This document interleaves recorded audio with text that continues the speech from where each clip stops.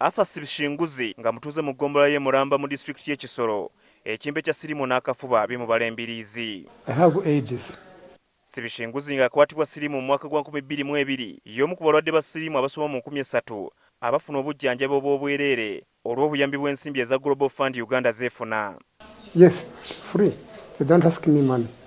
Newankubadde eddagala afuna lya bwereere, minisitule y'ebyobulamu ekyalemeddwa okutuusa emmere ezimba emibiri omuli obuwunga, sukaali ne butto eri abalwadde b'akafuba akatawulira mangu ddagala akamanyiddwa nga multi-drug resistant TB. Kati omwaka mulamba kyokka nga yafuna ensimbi obuwumbi 14 okuwa abalwadde bano emmere. Akulira akakiiko akalondoola ensimbi eza Global Fund Henry Magala atubuulidde nti newankubadde abalwadde ba TB bafa enjala, abakulu mu minisitule omwaka bagumaze nga balwanira ttenda ey'okugula emmere eno. Waliwo okusikagana omugwa ani agenda okuwa emmere eno, tunaakozesa nkola ki?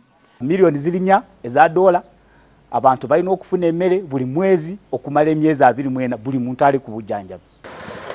Wano ku ddwaliro lya Kabale Regional Referral Hospital abalwadde b'akafuba abakonzibye 11 be bajjanjabirwawo, ku bano kuliko 8 abava e Rukunjiri, 2 Kisoro ate ng'omu ava mu district y'e Rubanda. Akulira eddwaliro lino Dr. Alex Endema atubuulidde nti newankubadde baweereddwa ezimu ku nsimbi zino ku bbalaza ya wiiki eno tebannaba kugula mmere kubanga bakyalinda abakulu okuva mu ministule okubasomesa emitendera egy'okugobererwa. Now we haven't started. We hope to start in the next visit.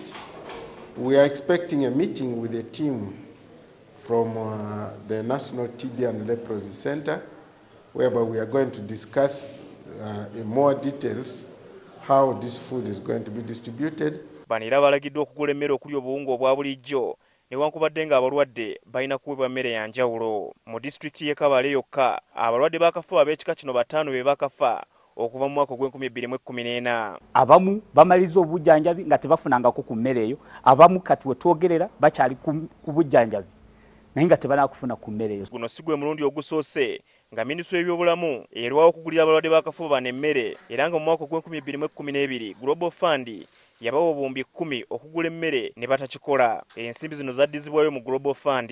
Ku lwokubiri lwa wiiki eno akulira ekitongole ekya Uganda AIDS Commission Dr. Christine Ondowa bwe yali akulembeddemu ekibinja ekirondoola ensimbi za Global Fund ekya CCM mu district y'e Kisoro yategeeza ng'ensonga eno bwerondoolwa. Precisely that's what we want to establish. That is why we are here. There are programs that we have set in place, but we want to ascertain from the ground, from the people, from the leaders, from the community. Ekibinja kino era kyalondodde engeri obulwadde obwa siriimu n'omusujja gw'ensiri gye bijjanjabwamu n'ensimbi eza Global Fund. Newankubadde emisinde obulwadde obwa siriimu kwe busaasaanira mu disitulikiti y'e Kisoro gikyali gya wansi ku bitundu 2 ku 100, abakulira ebyobulamu bakyalina okutya nti abatuuze abasinga obungi tebamanyi bikwata ku siriimu, ate nga disitulikiti eno eriraanye amawanga okuli e Rwanda n'eggwanga erya Congo ng'ebyobusuubuzi bigenda mu maaso, ekireese abanoonya ensimbi nga batunda omukwano okweyongera mu disitulikiti. Habad Ziwa, NTV Kisoro District.